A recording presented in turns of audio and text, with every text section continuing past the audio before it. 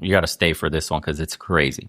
All right. It's one of those rare studies, and I mean really rare in today's world, where it actually proves for once and for all what we've all been seeing with our own eyes. And I kid you not. It's a study. It's long.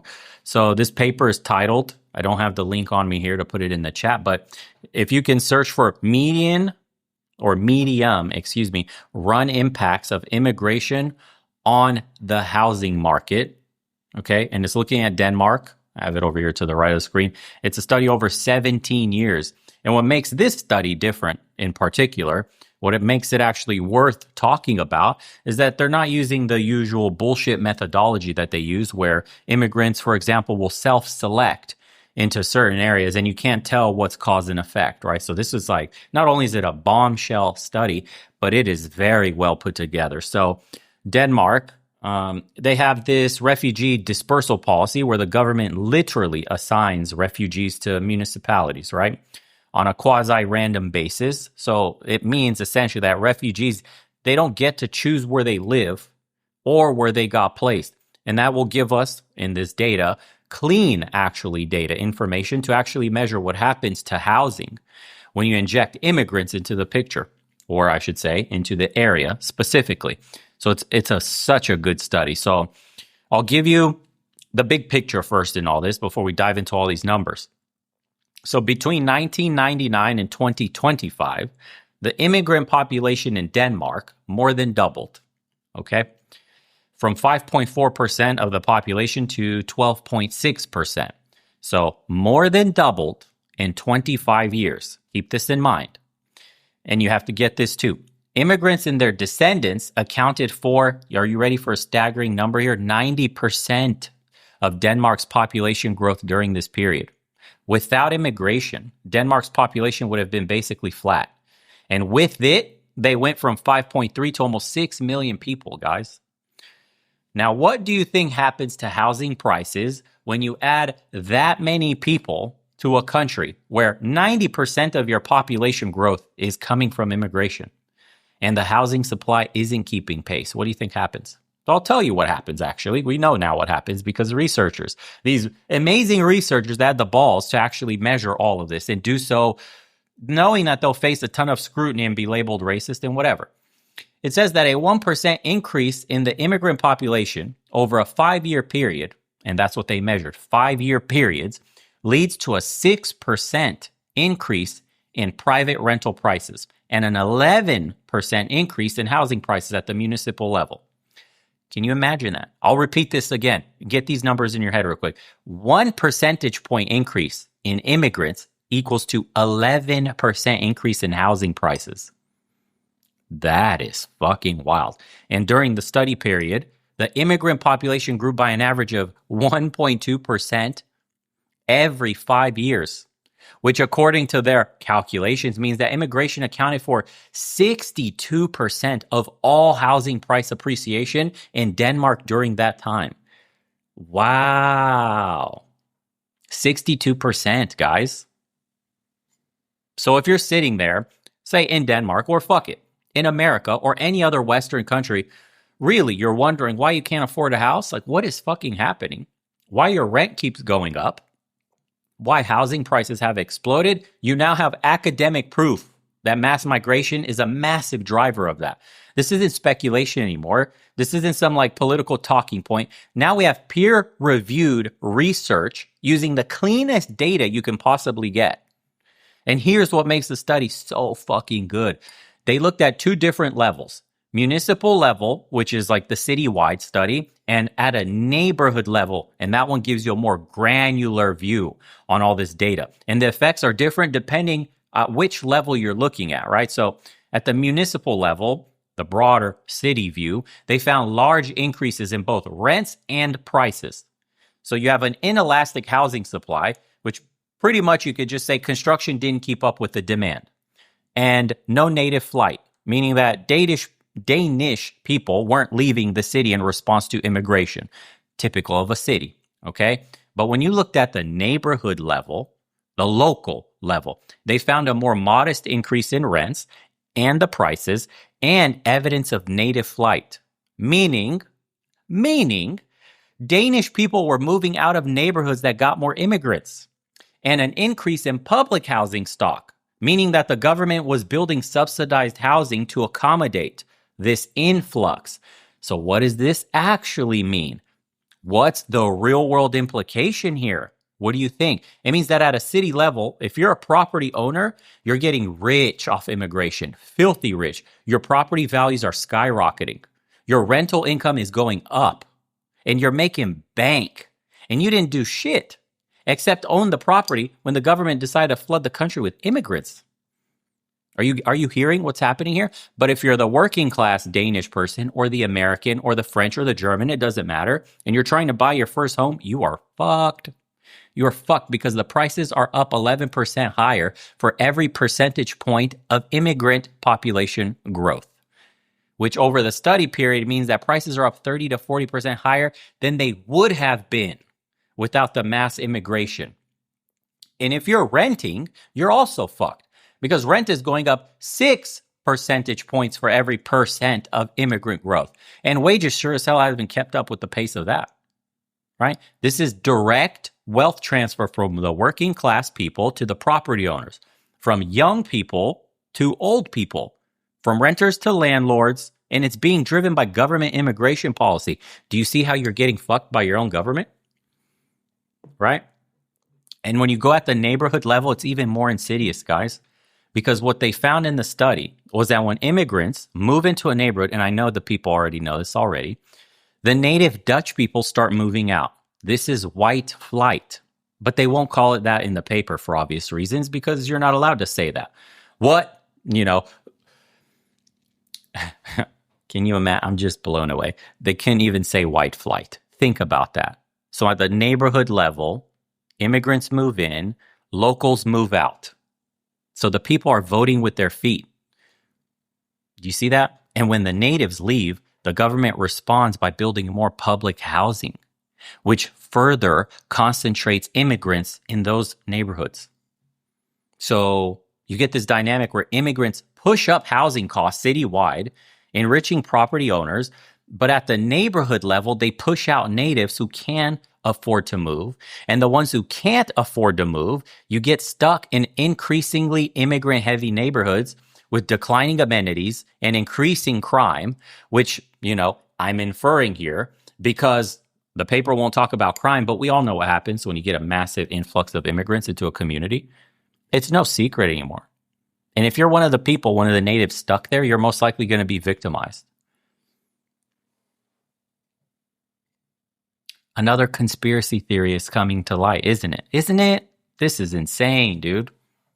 And the supply response is completely inadequate. They found that the housing supply is inelastic, meaning construction isn't keeping up, and the only construction that is happening is public housing. Can you imagine that? It's all subsidized housing for poor people, which means taxpayers are footing the bill to house migrants while private developers aren't building enough market rate housing to accommodate the demand.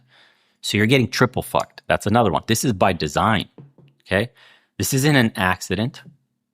This is a feature, you guys. This is not a bug. So property owners, the wealthy elite, they benefit massively from immigration because it drives up their asset values without them having to do anything. Meanwhile, the working class people will bear all the costs, higher rents, higher home prices, declining neighborhood quality, increased competition for jobs. But hey, they didn't see any of those gains, did they? Of course they didn't. And when you point this out, when you say, hey, mass immigration is making housing unaffordable, they'll call you what? What's their favorite word? Tell me. There it is. Racist. Xenophobic. Yeah.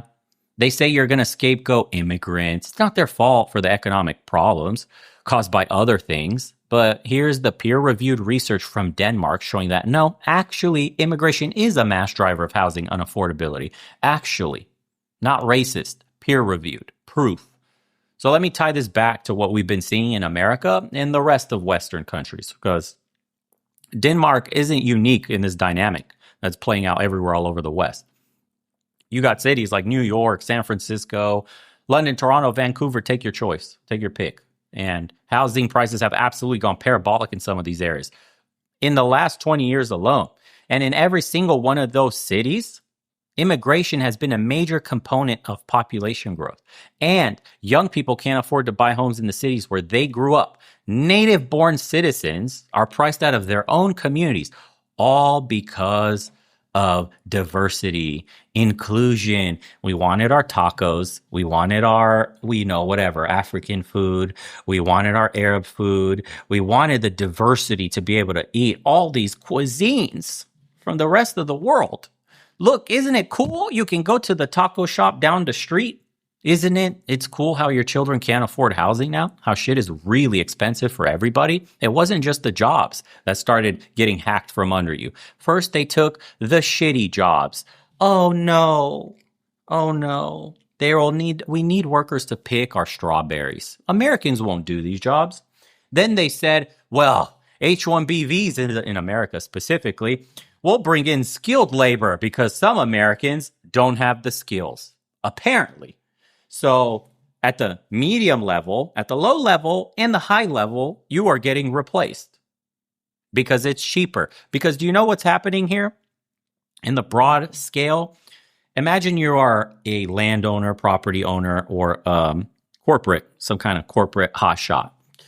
You bring in people, you pay them shit, so you get to suppress wages, maximize profit for your company. Then, because you're wealthy, you own other assets. So what happens is this increase in traffic from people now spikes up asset prices due to competition and very low supply. The demand is high as hell, and the demand is kept high because builders aren't keeping up with the supply that is needed to house all these people. So you're getting rich from suppressed wages, you're getting rich from inflated asset values, and you're taking it from both ways while you're fucking over your fellow American, your fellow German, your fellow British person, your fellow whoever the fuck else is struggling with this same shit.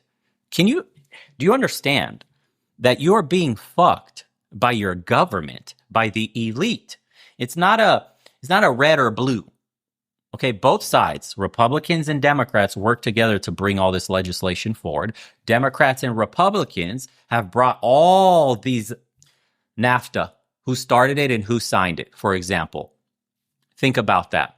Open borders, are we kicking them out or giving amnesty to some that have come over the years? What's happening here? The tax breaks, who started it, who continued it, and who extended it just now? Think about this. We've had red, blue, red, blue. Red, red, blue, red. Think about that. So, when they say it's two wings of the same bird, that's what they're talking about. You understand?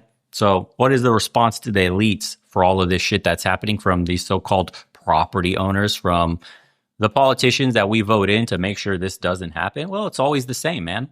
Always the same. We need more immigration to grow the economy. We need more immigration because we're a nation of immigrants. We need more immigration because we have to fill the jobs. And they never mention that the mass immigration is making them richer at the expense of everyone else. Think about who benefits from all this high housing prices. Not you. Think about it. It's not the average working guy. It's the property owner. I already told you. It's the landlords. It's the real estate investors. It's the people who already have wealth and assets. And the mass migration or immigration is a policy that directly transfers wealth to them from you. Okay? And the academics will tell you that, well, we need to increase the housing supply elasticity. We need to build more housing. That's true. But that's not happening. That's not politically feasible in the most cities because all this NIMBYism bullshit and the zoning laws and environmental regulations. So what do you get instead? Think about it. Higher prices. No supply response. That's it. So the paper even says this, by the way. They recommend these policies to increase housing supply and redistribute some of the gains from, I shit you not, immigration to the people who bear the burden, which is their academic way of saying, hey, this is fucking over working people, white working people. Maybe we should do something about that. But of course, nothing will be done because, the people making the policy are the ones benefiting from it. That's the truth in this. So your neighborhood gets white flight. You pay into this fucking tax system. You're a net contributor. And the people you're bringing in are the ones that take from the system.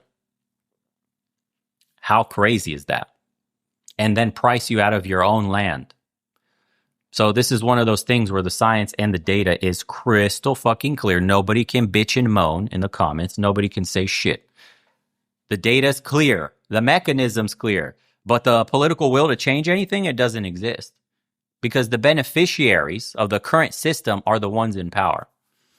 Right or left, it doesn't matter. You're voting for very rich, very wealthy politicians who've most likely been installed there by the business elite, by this globalist, whoever the fuck, UN, WEF, all these names, these acronyms for these institutions who somehow have all this power and bureaucracy and sway of our government. These are unelected bureaucrats. Yet for some reason, they have so much control and influence. So property owners, they're voting, guys. They donate to politicians. They have influence. What are young people trying to do? They're trying to buy their first house. They're not organized. They're not even political, right? They're not the young people are not considered the political constituency. And maybe that's changing, and hopefully it is. So they just get, ground up by this machine. But now the machine has turned on everyone else that isn't in the top 1% practically. And when you scale this up and look at it from, let's just say, a 30,000 foot view, you're going to realize that mass immigration is one of the most effective tools for upward wealth redistribution that exists. And it's a policy that makes the rich richer and the poor poor. And it's being sold to you as compassion, as diversity, as economic necessity. But it's really just a wealth transfer scheme. It is diversity. It is an economic necessity, but for rich people, because they need the slave wage laborers. They need people that won't tell them no. They need people on H-1B visas that are dependent and cannot say anything or else they get kicked back to their country. They need people that will do more with less and don't speak up. So the Danish study, 62%, guys, of house appreciation, just over 17-year period, strictly from immigration. Strictly. You have to think about this for a second. If this happened to the Danes, what the fuck are we looking at in terms of increase percentage-wise in places like Los Angeles, in places like Miami, in places like New York, Chicago, Portland, Seattle? What the fuck has this done to premier tier 1 cities in America where the demographics have dramatically shifted? Isn't that insane? If housing prices had only gone up, let's just say 38% of what they actually went up, how many people, for example, could afford a home right now? How many more young families could build wealth through home ownership? If your house that you are looking at buying right now is 38% cheaper, 62%. Think about that. Could you afford the house that you're looking at right now if it was 30% cheaper, just off the top right now? Would you be in a home? Would you own a home today?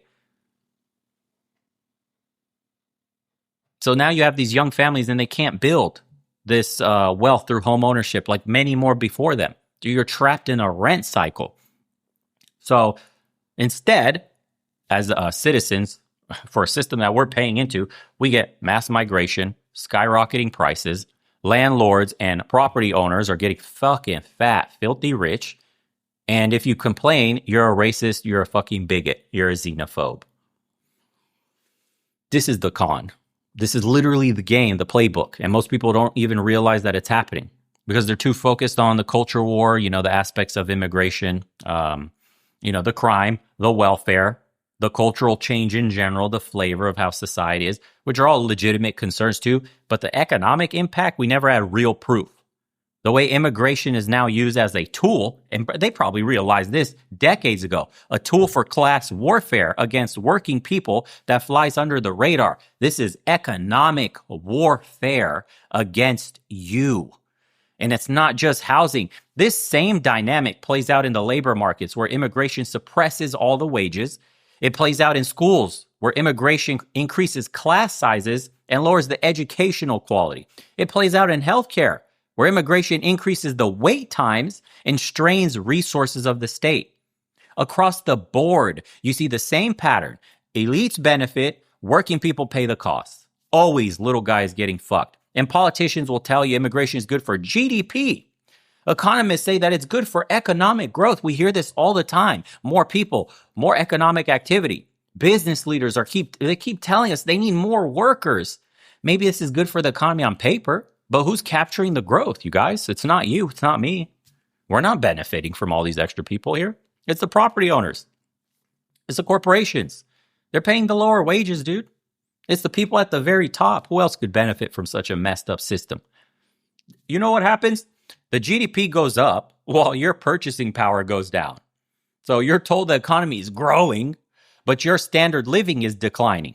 And that's exactly what's been happening across the Western world for the last 30 years, man. Look at the stock market. It's at a record high.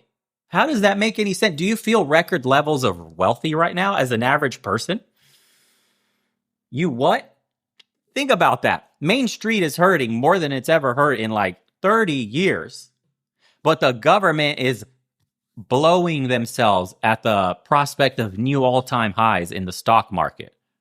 Oh my God, corporations are making boatloads of money. Oh my God, profits, record levels for multiple companies. The stock market, we got the biggest, best stock market in the world. Is that wealth transferring? Is it trickling down on you? Do you get a bit of the piss trickling on you? That piss of prosperity? Yeah. Are you enjoying the trickle down economics? Because it seems like those at the top are making a ton of money and you're just getting pissed on. No coins, no dollar bills. They're not raining anything but yellow showers on you, the average person. And that's crazy. So the data study is just one more piece of evidence in all of this and how the game is fucking rigged. The system basically is designed to benefit the few at the expense of all of us. And they're using immigration, this so-called policy, is the key tool. I think now after this study, you have to consider this a key tool that rigs the system in place. So the next time you hear talking points about how we need more immigration, ask yourself who benefits. Who's getting rich off this policy? And who's paying the price? Because I can guarantee you it's not the people advocating for it who are paying any of that price. Yeah? It's you. It's young people trying to start families. So working class people trying to build wealth. It's literally everyone who doesn't already own property. And they're laughing all the way to the bank while telling you you're racist for noticing. Isn't that crazy? Patterns are racist. If you notice, you're a bigot. Wow. Incredible, dude, to be a young person today and have unlimited migrants coming into your schools, your hospitals, your job, your colleges, everything. And you're literally being priced out. I can't afford anything. Isn't this diversity awesome? Isn't it cool that your classmates are all from foreign countries and they hardly speak English? Everybody's got a thick fucking accent. Your teacher's got a thick fucking accent. The jobs are disappearing right before your very eyes. Your communities are turning into shit. Think about that. You grew up in such a beautiful, homogenous neighborhood and it was free of crime and litter and degenerate shit. Now you got 30 cars piled up on the fucking driveway of your neighbor's house. Now there's trash and all bits of garbage just floating through the air across your yard. Now there's people getting arrested for shit. Now the cops are patrolling constantly, if at all. Now it's unsafe to go walking around at night. You can't even enjoy anything in your neighborhood because there's a threat of danger now. And it gets worse and worse and worse. And you ask, where is the government? Where is the police? How is the system failing? Where are these people coming from?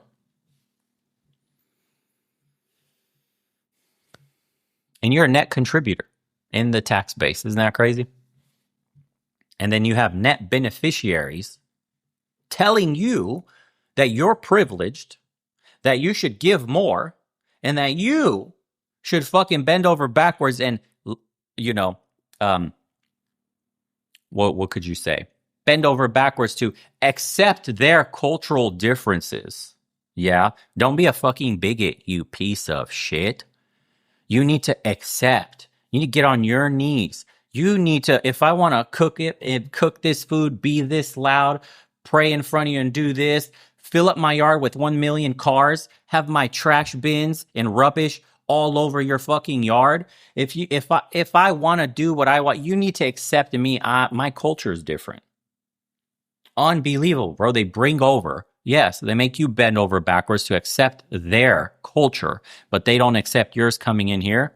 I'm sorry, but do you pay taxes? Huh? Do you know what taxes are? Or are you all mooching off the government for decades? Hmm? This shit is crazy to me. Let's get into some of these super chats, dude.